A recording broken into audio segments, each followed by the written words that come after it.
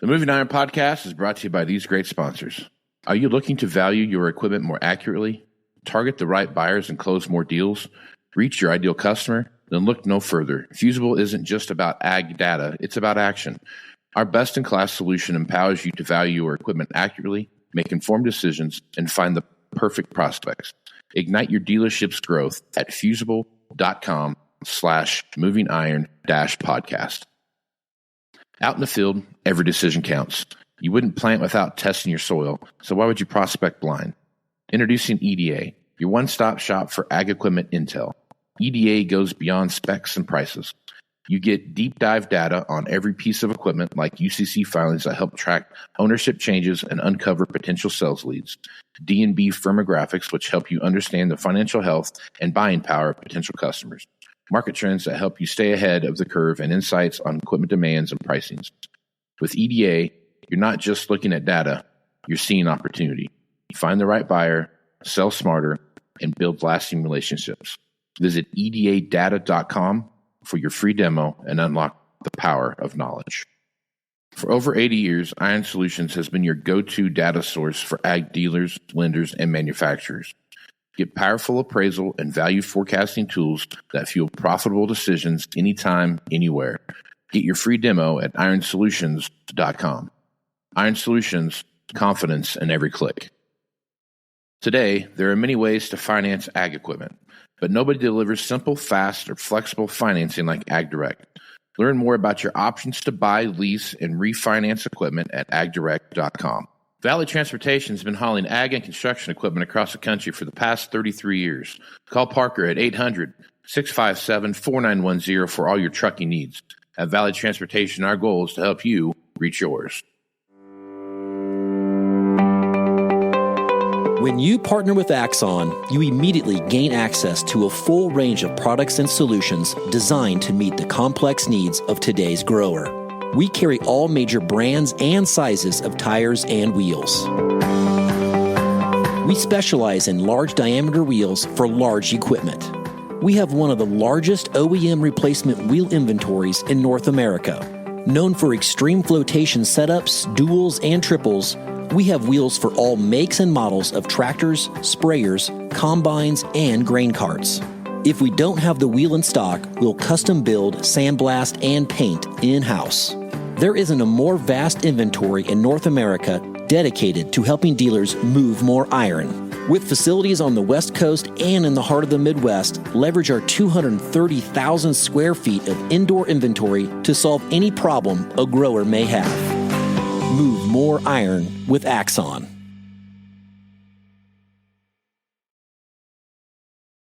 Moving iron in the 21st century. Hard-working people working hard for you and me. Moving iron time and time again. Through the years you'll find us here.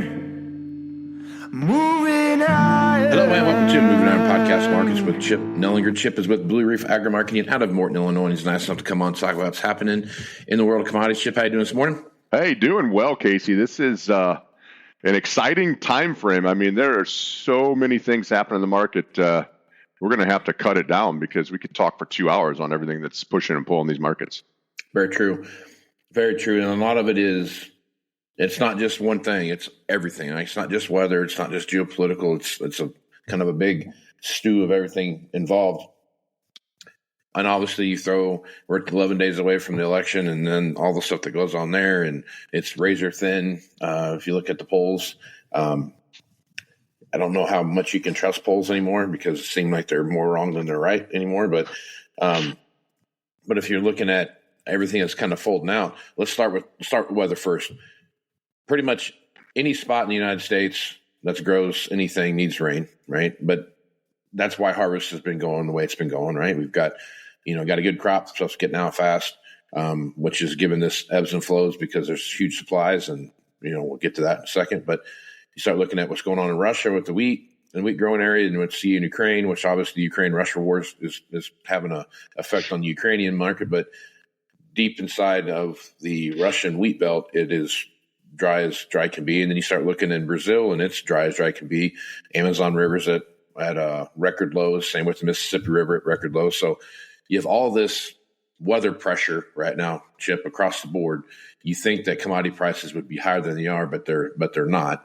But you see these huge upticks like we see this week here, where we went almost 25-cent run up in December corn. Looking at that, Chip, how do you make sense of any of this? Well, it's hard to. I mean, I was just thinking the last couple of days. I mean, this is a confusing time to kind of pick a side in the markets because of all those factors you said.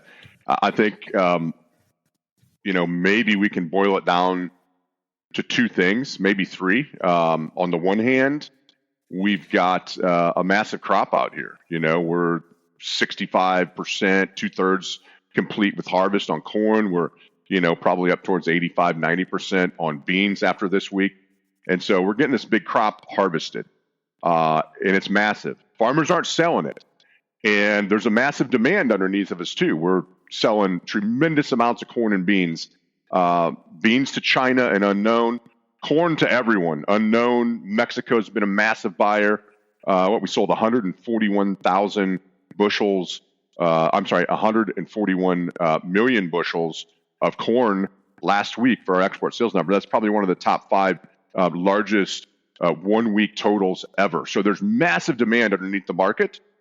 There's a massive supply above the market, and the market's kind of shifting and pushing and pulling between those two forces because farmers aren't selling it, but the demand's there. So we get a run up in prices, basis firms a little bit, farmers start selling it. We got a little bit of rain in some of these dry areas here, overnight Thursday, very early morning Friday. Market sets back into the weekend. And then you throw on top of that this election coming in less than 2 weeks.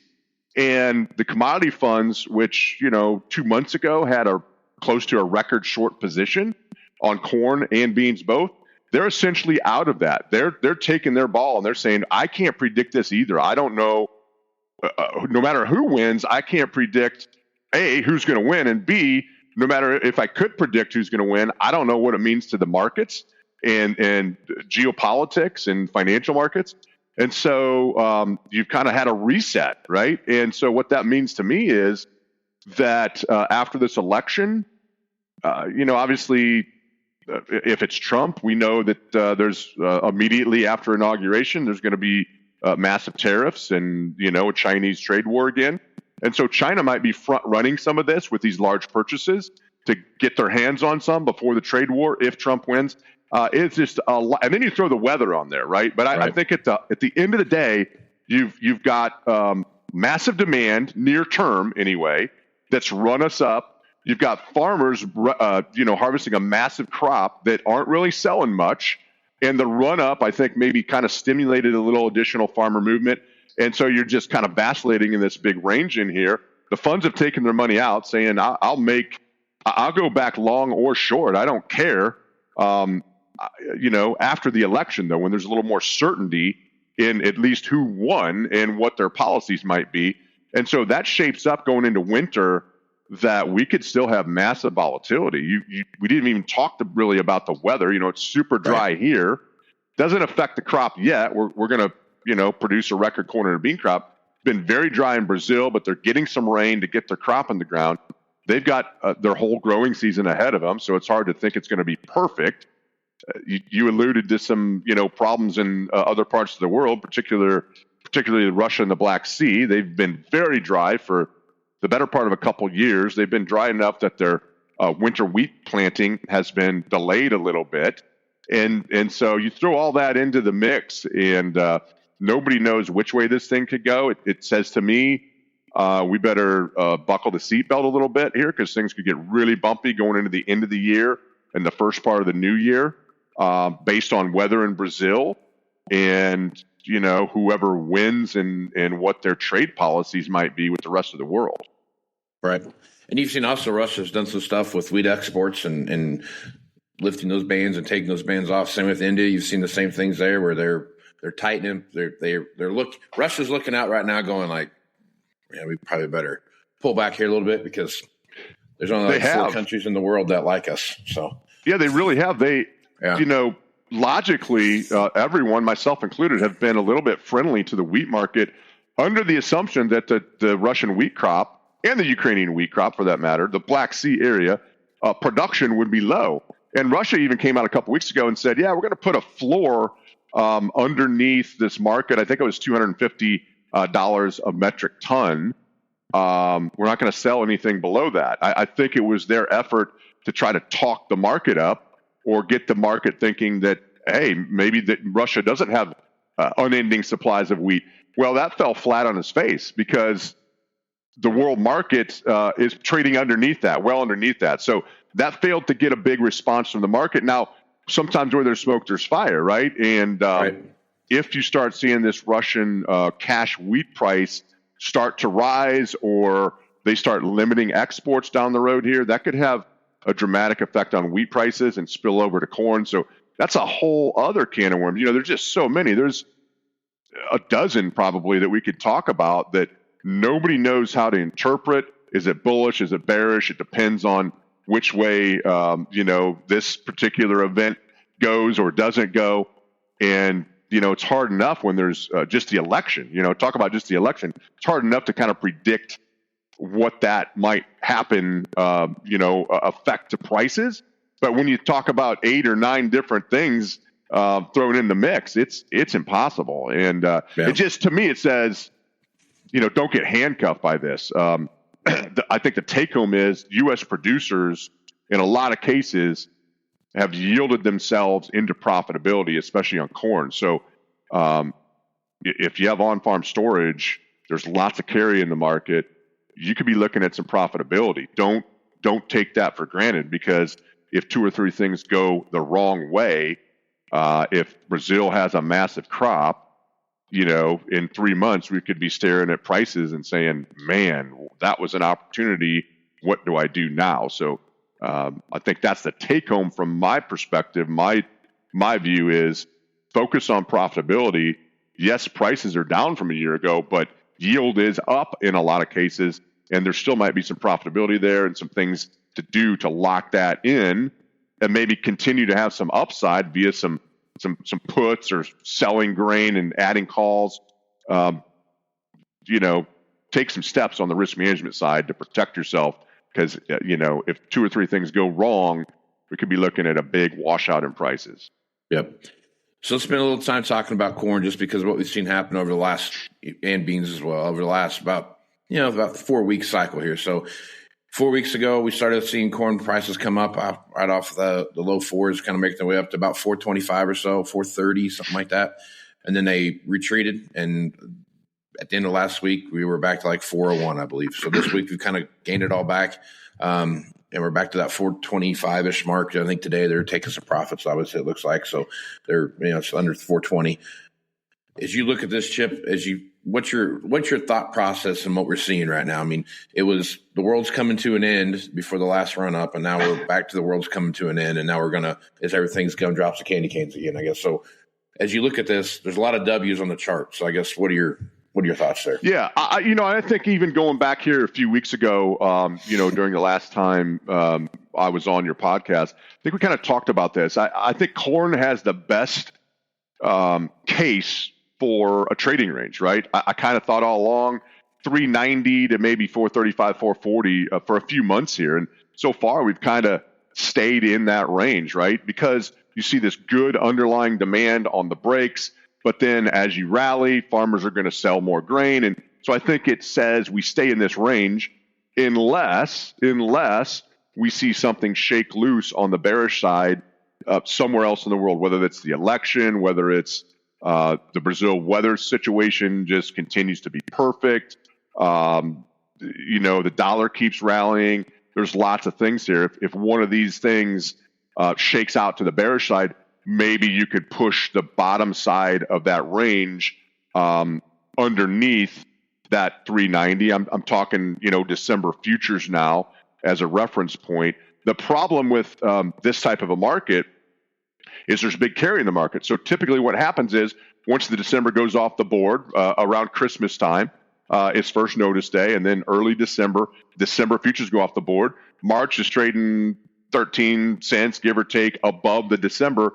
Typically, what you see happen is December goes off the board, and then March just grinds down to where the December went off the board and kind of erases that carry. So that's something from a producer standpoint we need to take into consideration is in carry markets, doing nothing, typically the market works the carry out. You lose the carry in that type of a trading range environment. So I think still a trading range is normal to expect the next 60, 90 days, but don't forget that there's carry in the market, and if we don't take advantage of it, we typically lose it. Yep. Okay.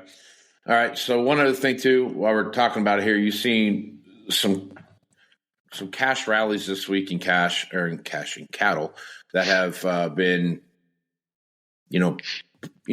well above what you would expect to see this time of the year. But you can say that about every time that we've thought the cattle market was going to fall on its face, it just jumps up another notch. So I guess your thoughts as you look at the cattle market here.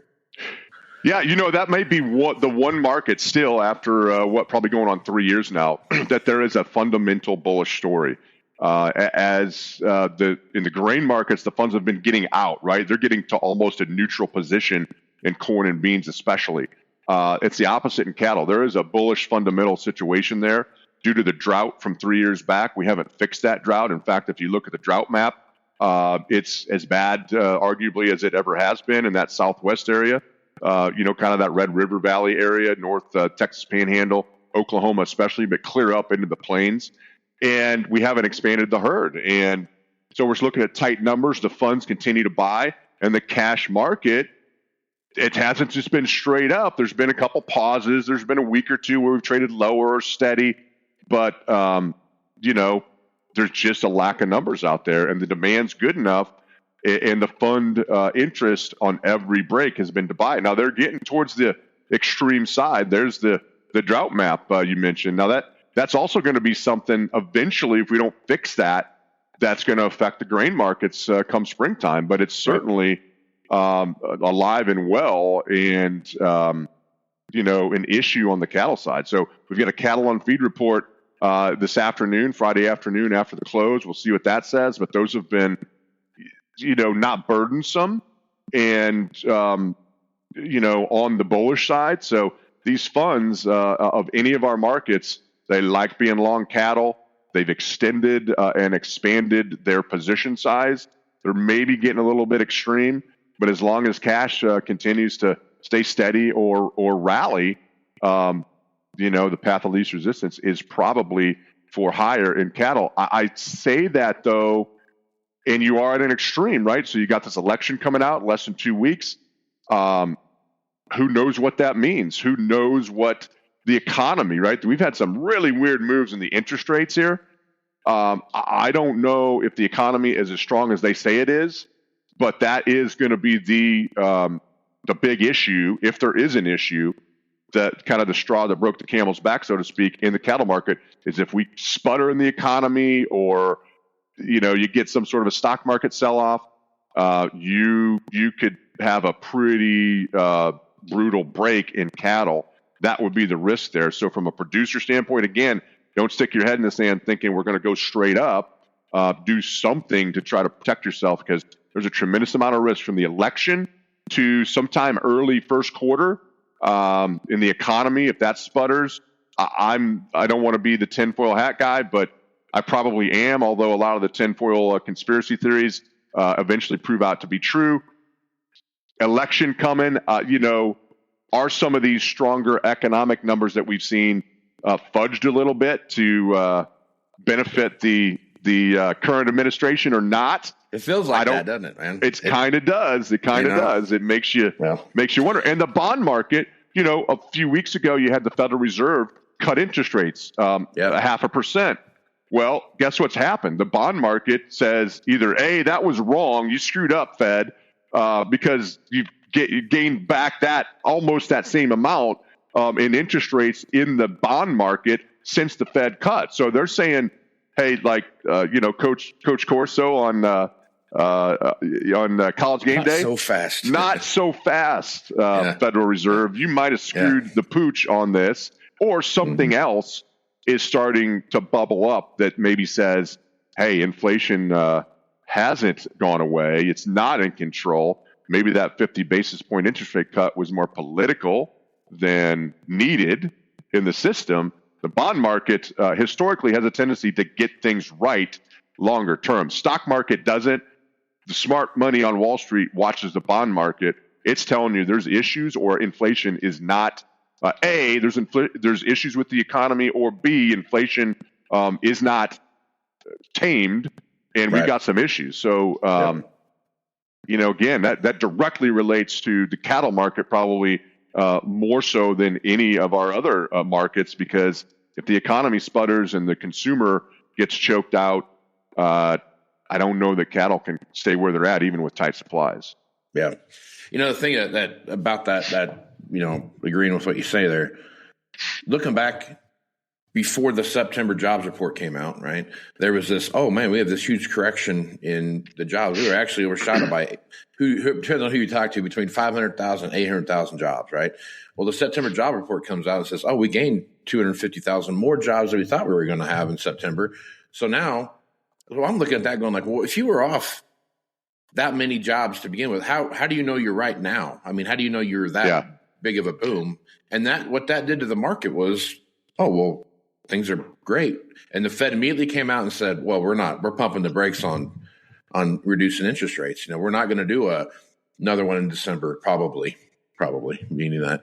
Yeah. So, I guess, so as you look at this situation that we're heading into the year with a probability of next to zero for a interest rate cut, and you start looking at the January USDA report, we're having great crops, but what I'm getting is, they're awesome crops, but they're not as awesome as we thought they were, right? They're off maybe a tick or two, but they're still amazing crops. As you look forward to the January report that kind of does the final, shoring everything up for the year, what are your thoughts there, and how do you think that could play out? Yeah, so we're going to get one in November, right?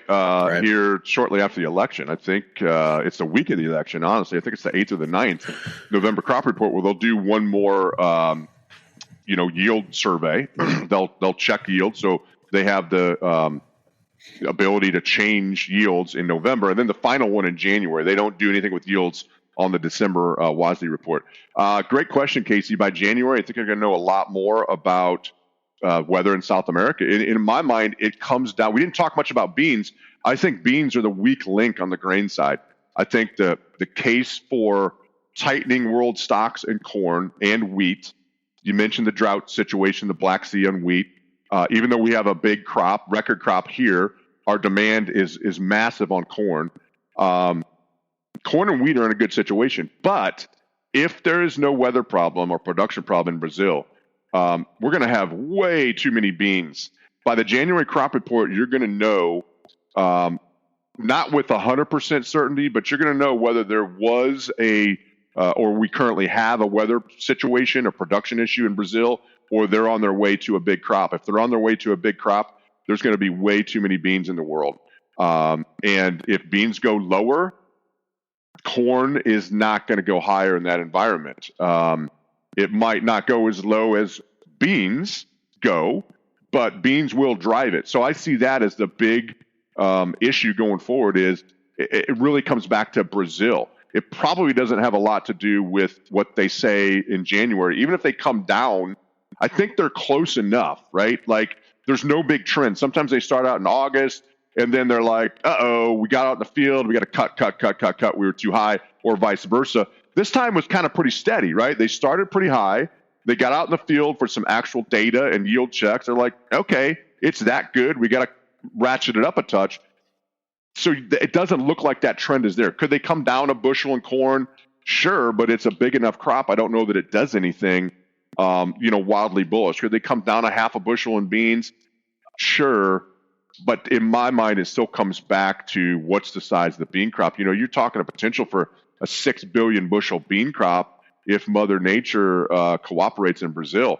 And that's just too much on top of, whether we had a record crop or they have to come down a little bit by the January crop report. There's too many beans in the world. So unfortunately, I think a lot of this ends up in the fate of corn and wheat, especially is in the hands of beans. And it's pretty hard to create a bullish scenario in beans, especially with China, right? There's some issues in China with their economy. They're trying to stimulate their economy. At the same time, it looks like they had some large crops domestically. They've been a big buyer of U.S. beans recently, but do you remember, if things go sideways and they think they can get those beans cheaper out of Brazil, they come January, February, they could be canceling those sales, which they've done before many times. They're not opposed to it. And contracts don't mean anything to them. And so that's kind of in the back of my mind too. I'm a nervous Nelly when it comes to the bean market. Long answer to your January crop report question, but I think by then the South American weather overshadows whatever they say on yields here from the USDA. Right. And I'm kind of in the same boat as you. I mean, the situation in Brazil hasn't been that good all year, and it's shaping up to kind of continue in the same pattern. And like you just said, that's going to have a bigger play on if Trump becomes president of the United States and there is a trade war and those kind of things. China, we might be the only place in town China can go get the soybeans they need just because of supplies and those kind of things that are out there. Because Brazil is going to shut off supply eventually sometime. They're going to be like, okay, we can't sell to anybody anymore, and they're going to keep what they've got, and we're going to have to come to the United States, and that's going to be good for that. But a lot of ifs and a lot of what ifs and a lot of scenarios there they got to play out to make that happen. So, Chip, appreciate you being the podcast. Folks want to reach out to you and get more information about what you're doing. Where's the best place to do that at? Yeah, just give us a call at our office here in Morton, 309-550-7213. Love to chat with you. Massive risk ahead in these markets. And there's a lot of ways with some proactive planning to kind of weather that storm. So we'd love to chat with you. Right on. Chip Nellinger, Blue Reef Ag Marketing. Chip, appreciate you being on. We'll see you. I guess we'll actually see you in person here in about a week or almost a week. So, Nashville's coming fast. We'll be in live in person. We'll do it live. That's right. Do it live. Bill O'Reilly, do it live. So check that out. Chip, appreciate you, man. We'll catch you again next time. All right. Sounds good. Thanks, Casey. Right on. Casey Seymour with Moving Iron Podcast. Check me on Facebook, X, and Instagram. I keep saying Twitter. I got to say X now. Check out the video version over on the YouTube channel, which is Moving Iron Podcast YouTube channel. Go to LinkedIn at Moving Iron Podcast and check out everything Moving Iron related at movingironllc.com. So with that, I'm Casey Seymour, Chip Nellinger. Let's move some iron, folks. Out. The Moving Iron Podcast is brought to you by these great sponsors. Are you looking to value your equipment more accurately, target the right buyers and close more deals, reach your ideal customer? Then look no further. Fusible isn't just about ag data, it's about action. Our best-in-class solution empowers you to value your equipment accurately, make informed decisions, and find the perfect prospects. Ignite your dealership's growth at fusible.com/movingiron-podcast. Out in the field, every decision counts. You wouldn't plant without testing your soil, so why would you prospect blind? Introducing EDA, your one-stop shop for ag equipment intel. EDA goes beyond specs and prices. You get deep dive data on every piece of equipment like UCC filings that help track ownership changes and uncover potential sales leads. D&B firmographics, which help you understand the financial health and buying power of potential customers.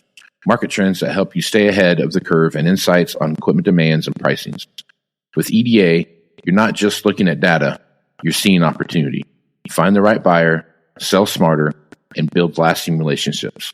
Visit edadata.com for your free demo and unlock the power of knowledge.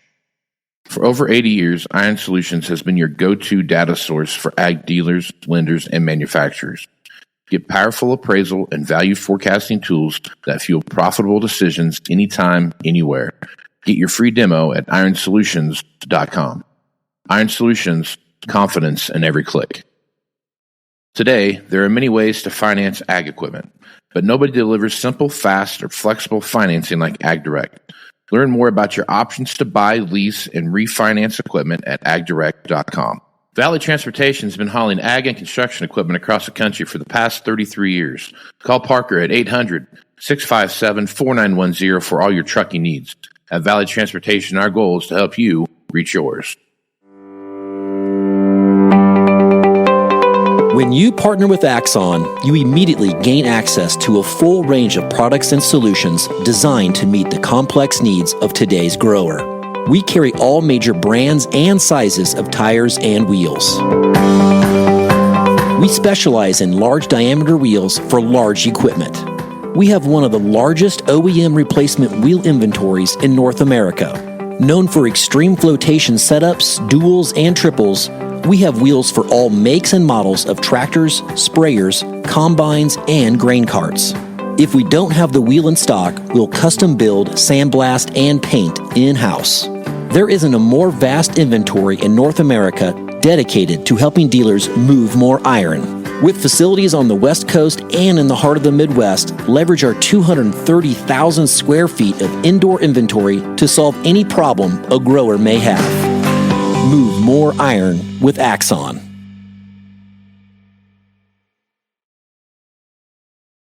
Moving iron in the 21st century.